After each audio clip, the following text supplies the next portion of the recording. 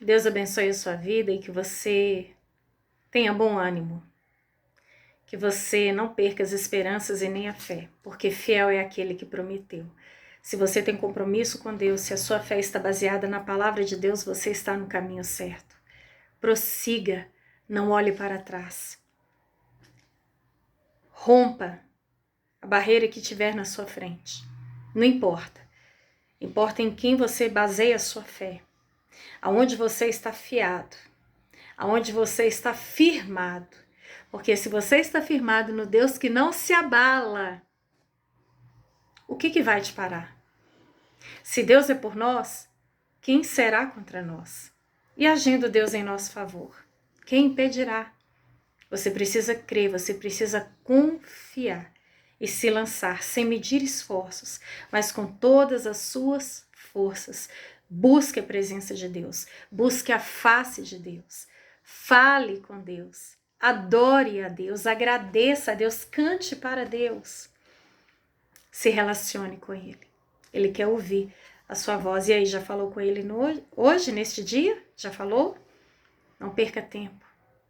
Uma vez ouvindo a pregadora Joyce Meyer, amo as ministrações dela, e ela falando sobre, por várias vezes no dia, se você parar, ajoelhar, ou ainda que de pé, erguer as suas mãos e dizer palavras a Deus.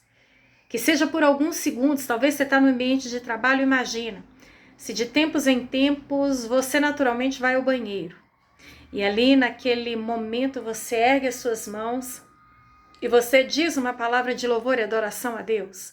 Você para por um instante e diz: Senhor, Tu és tudo para mim, a minha fé está em Ti, eu Te amo, eu Te adoro, eu confio no Senhor, e eu sei que o Senhor é comigo nesta batalha. E aí daqui a pouco você tem uma outra oportunidade: Senhor, a minha vida te pertence, a minha casa eu coloco em Tuas mãos, eu confio no Senhor e eu não vou temer, porque eu sei que se o Senhor é comigo, quem será maior do que a Tua presença? E diversas vezes você fizer isso, olha que coisa gostosa. E quando tiver um tempo também mais prolongado, não deixe de fazer o seu devocional, leia a Bíblia, adore, cante, mas jamais se afaste da presença do Senhor. E eu quero compartilhar com você uma palavra que Deus colocou no meu coração sobre a importância de orar antes. Como assim orar antes?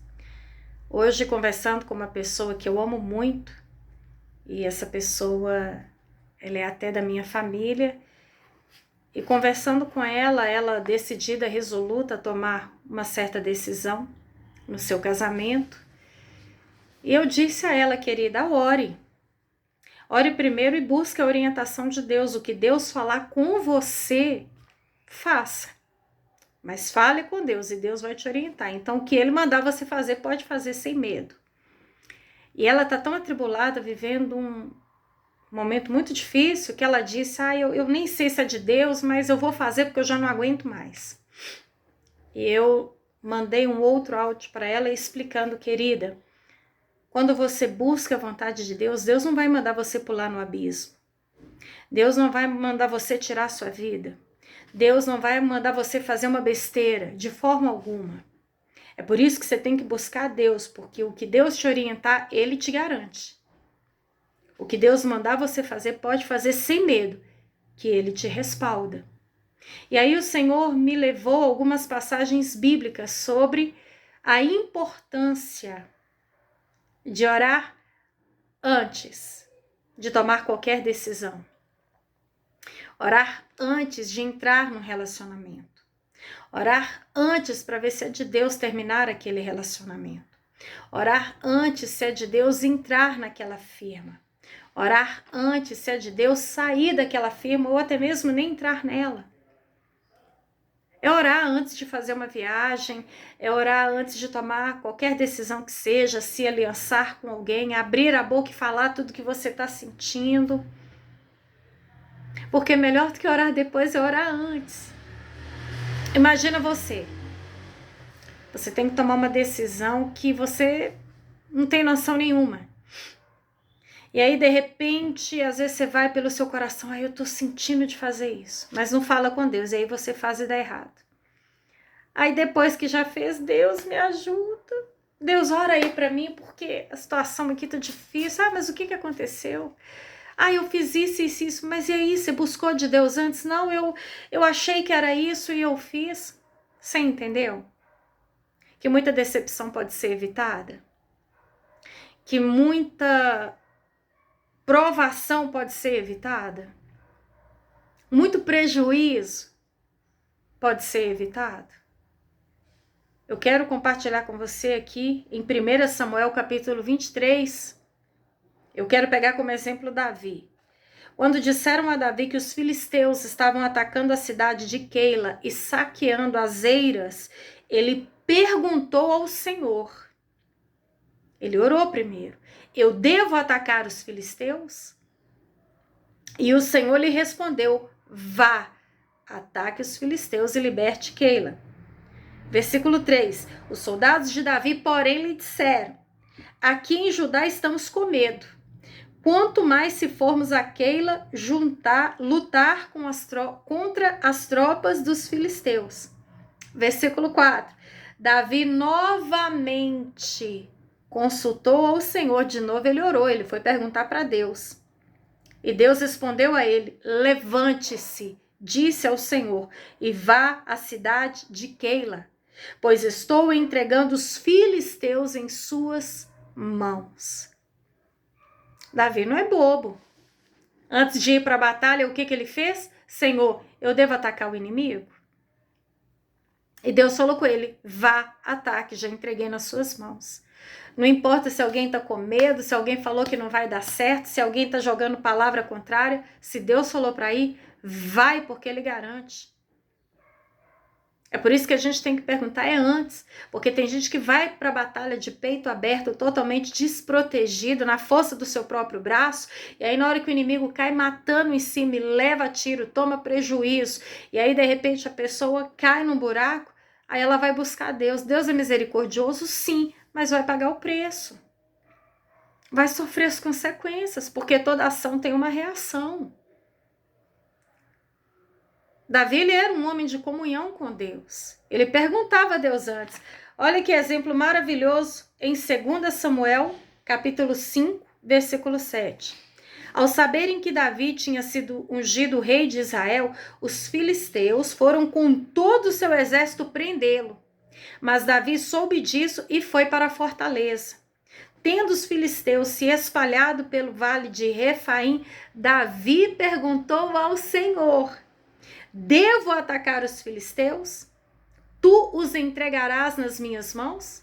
Davi não foi enfrentar os filisteus de peito aberto. Ele não foi na força do seu braço. Muitas vezes, tem pessoas que poderiam pensar no lugar de Davi. Eu matei um urso, já matei leão, derrubei gigante. Tudo bem que eu falei que era em nome do Senhor dos Exércitos, mas quem jogou a pedra fui eu, então eu vou. Eu vou porque Deus está comigo. Não é dessa forma. Nós temos que orar sem cessar, buscar a Deus o tempo todo.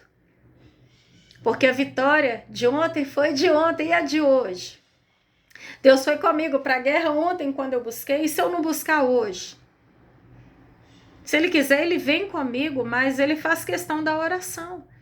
Para eu mostrar que a glória dEle, a força dEle, a vitória vem dEle. Senhor, vem comigo, é para eu fazer? É para eu ir? É para eu tomar essa decisão? E Davi foi perguntar. Aí Deus respondeu, vá, eu os entregarei nas suas mãos. Então Davi foi a Baal-Perazim e lá os derrotou. Olha que coisa extraordinária. Aqui, novamente. Como os filisteus haviam abandonado seus ídolos ali, Davi e seus soldados o apanharam. Mais uma vez os filisteus marcharam e se espalharam pelo vale de Refaim. Então Davi consultou o Senhor de novo, que então lhe respondeu. Gente, Deus é tão maravilhoso, que além dele responder Davi, ele deu a estratégia. Não ataque pela frente, mas dê a volta por trás deles e ataque-os em frente das amoreiras. Assim que você ouvir um som de passos por cima das amoreiras, saia rapidamente, pois esse será o sinal de que o Senhor saiu à sua frente para ferir o exército filisteu. Davi fez como o Senhor lhe tinha ordenado e derrotou os filisteus por todo o caminho, desde Gibeon até Gezer. Olha que coisa extraordinária, gente, que segurança. Imagina, você vai tomar qualquer decisão e Deus fala com você, vai que eu sou contigo, eu tô indo, independente de quem não quer ir comigo. Independente que eu vá só, porque Deus comigo é a maioria. Independente que alguém jogue palavras de maldição contra mim, maldição sem causa não se cumpre. Se Deus falou para eu ir, tchau para quem fica, eu tô indo. Se Deus falou para eu não ir, eu vou não. Ah, mas todo mundo tá indo, pode ir. Eu não vou não. Agora a pessoa quer enfrentar a guerra de peito aberto, quer tomar decisão da sua própria cabeça, e aí quando dá errado, é pior, a consequência vem. Deus pode até perdoar, mas a consequência virá.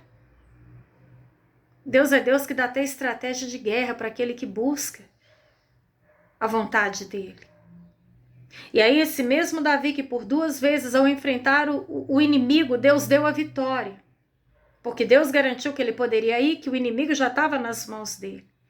Agora eu quero te mostrar um exemplo de não orar e tomar uma decisão da sua própria cabeça, sem antes consultar a Deus.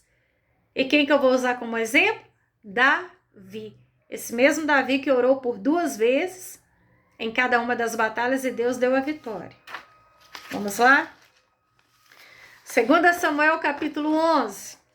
Presta atenção sobre a importância de orar antes de tomar qualquer decisão. Versículo 1. Na primavera, a época em que os reis saíam para a guerra, Davi enviou para a batalha Joabe com seus oficiais e todo o exército de Israel. E eles derrotaram os amonitas e cercaram Rabá. Mas Davi permaneceu em Jerusalém. Na época em que os reis, Davi era o quê? Era um rei e guerreiro. Na época em que os reis iam para a batalha, para a guerra, Davi, da cabeça dele, quis ficar em Jerusalém. A palavra não fala, mas é como se ele pensasse, nós vemos aqui por essa atitude, dessa vez eu não vou para a guerra não, os reis estão indo, mas eu quero ficar em Jerusalém. Uma tarde, Davi se levantou da cama e foi passear pelo terraço do palácio. O povo lá, ó, correndo risco de morte na guerra. O povo dando a sua vida por Israel na guerra. Davi, passeando, né, pelo terraço do palácio, e do terraço ele viu uma mulher muito bonita tomando banho e mandou procurar saber quem era ela. E então disseram-lhe, é Batseba de Eliã, filha de Eliã e mulher de Urias, o hitita. Davi mandou que a trouxessem e se deitou com ela, que havia acabado de se purificar da impureza da sua menstruação. E depois ela voltou para casa. A mulher engravidou e mandou um recado a Davi dizendo que estava grávida. E aí, se você não conhece o desfecho dessa história, eu te aconselho a ler 2 Samuel capítulo 11, onde Davi ele cometeu esse adultério e também praticamente um homicídio, não com as próprias mãos, mas de forma bem direta, para matar o marido, traído, para não ser descoberto no adultério. E Davi sofreu duramente, penosamente. Ele sofreu cruelmente as consequências desse adultério. O filho do adultério morreu. Foi terrível. E quando essa criança morreu, morreu o marido de Batseba, morreu o filho do adultério, e depois a filha dele, de Davi, foi violentada por um dos irmãos. Imaginem, estupro entre os filhos de Davi. Depois o irmão que soube que ela tinha sido estuprada, Absalão, quando soube que Amnon estuprou Tamar, ele matou Amnon. E depois Absalão deitou-se com as mulheres de Davi. Ele estava prestes a tomar o lugar do seu próprio pai. Houve consequências terríveis. E Davi certamente ele orou. Depois que ele foi repreendido por Natã. E mesmo ele tendo orado, mesmo ele tendo implorado, buscado ao Senhor, Natã falou com ele. O Senhor perdoou o seu pecado, porque Davi tinha se arrependido e pediu perdão a Deus, e o profeta falou que ele tinha recebido perdão. Mas, entretanto, uma vez que ele tinha insultado o Senhor, foi como eu disse, o bebê morreria. Davi, ele não precisava ter passado por tudo isso dentro da sua própria família e ter visto pessoas inocentes morrerem. Davi, antes de ter tomado essa decisão de ficar no seu palácio à toa, tranquilo, andando pelo terraço, ele poderia, ainda que com a vontade de ficar, ele poderia ter orado a Deus. Senhor, é guerra. Os reis estão indo para a guerra, porque é a época em que eles vão. Eu sou um rei, mas eu quero tanto ficar em Jerusalém. É da sua vontade que eu fique em Jerusalém? Ou eu tenho que ir? Eu não posso ficar mesmo, ainda que eu queira ficar. Eu não tenho dúvida de que se Davi tivesse falado com Deus antes, Deus o ordenaria. Davi não fica no palácio, não. Não fica aí ocioso, não, andando pelo terraço à toa, não, porque você vai ver o que não deve, e isso acarretará duras perdas. Vai para a guerra que vai ser melhor. De jeito nenhum você pode ficar no palácio. E Davi teria ido para a guerra. E muito sofrimento teria sido poupado. Imagina se tantas mulheres que nós temos visto aí, vítimas de feminicídio, orassem antes: Senhor, é da sua vontade eu entrar nesse relacionamento? Senhor, é da sua vontade que eu me case com essa pessoa? Senhor, é da sua vontade que eu seja fiador dessa pessoa? É da sua vontade que eu faça essa viagem? É da sua vontade que eu empreste o meu dinheiro para essa pessoa? É da sua vontade que eu me abra, que eu confie nessa pessoa? É da sua vontade eu sair do meu serviço? É da sua vontade eu entrar nessa firma? É da sua vontade eu me divorciar do meu cônjuge? É da sua vontade eu sair da igreja? É da sua vontade, Senhor?